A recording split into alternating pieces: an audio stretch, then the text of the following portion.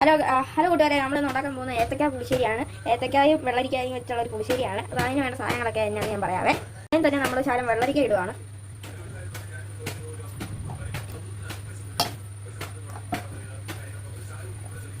ഇത്രയും വേണ്ട, നമുക്ക് കുറച്ച് മതി കേട്ടോ. കൂട്ടുകാരെ, നമുക്ക് ശകലം വെള്ളം ഒഴിക്കാം. നമ്മൾ 2 പച്ചമുളക് ഇട്ട് കൊടുക്കുന്നുണ്ട്. കൂട്ടുകാരെ, നമുക്ക് ശകലം മഞ്ഞപ്പൊടി ഇട്ട് കൊടുക്കാം. നമുക്ക് നല്ലോണം ഒന്ന് ഇളക്കി കൊടുക്കാം. നമുക്ക് നല്ലോണം വേണ്ടത് കൂട്ടുകാരെ, വെള്ളരിക്ക നല്ലോണം വെന്തിട്ടുണ്ട്. അപ്പോൾ നമുക്ക് ശകലം അരിഞ്ഞ് വെച്ച പഴം കുറച്ച് ഇട്ട് കൊടുക്കാം. ചൂടെ ഇട്ട് കൊടുക്കാം.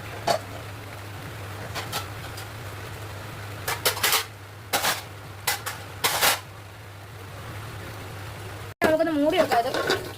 ഇപ്പോൾ കൂട്ടുകാരെ, നമുക്കിതൊന്ന് ഇളക്കി യോജിപ്പിക്കാം. നമ്മൾ അടിച്ചെടുക്കാൻ പോകണം. എടുത്ത് ചൂടാക്കാം. നമുക്ക് ശകലം എണ്ണ ഒഴിച്ചു കൊടുക്കാം.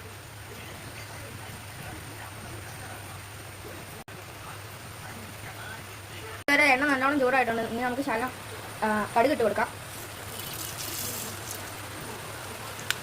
കൂടാതെ കടുക് നല്ലോണം പൊട്ടുന്നുണ്ട്. നമുക്ക് കുറച്ച് ഉലുവയും കൂടെ ഇട്ട് കൊടുക്കാം.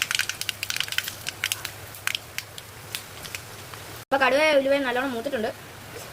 ഉലുവയും നല്ലോണം മൂത്തിട്ടുണ്ട്. നമുക്ക് ശകലം ഇഞ്ചി കൂടെ ഇട്ട് കൊടുക്കാം.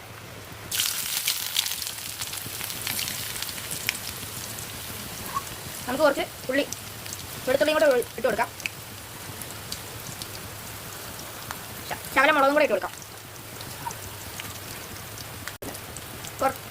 പറഞ്ഞത് നമുക്ക് ശകലം കറിവേപ്പിലയും കൂടെ ഇട്ട് കൊടുക്കാം.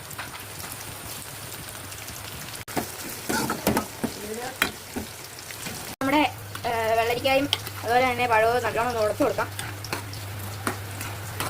നമുക്ക് ശകലം ആവശ്യത്തിന് ശകലം ഉപ്പിട്ട് കൊടുക്കാം. നമുക്ക് ശകലം വറുത്ത ഇഞ്ചിയും ആ മുളകും എല്ലാം കൂടെ നമ്മുടെ ആ ഒരു പഴത്തിൻ്റെ ഇതിനകത്തോട്ട് ഇട്ട് കൊടുക്കാം. എന്താ നമുക്ക് നല്ലോണം ഒന്ന് ഇളക്കി യോജിപ്പിക്കാം. നമ്മൾ തീ ഓഫ് ചെയ്തതിന് ശേഷം മിക്സിയിൽ അരച്ച് വെച്ച മോര് ഒഴിച്ചു കൊടുക്കാം.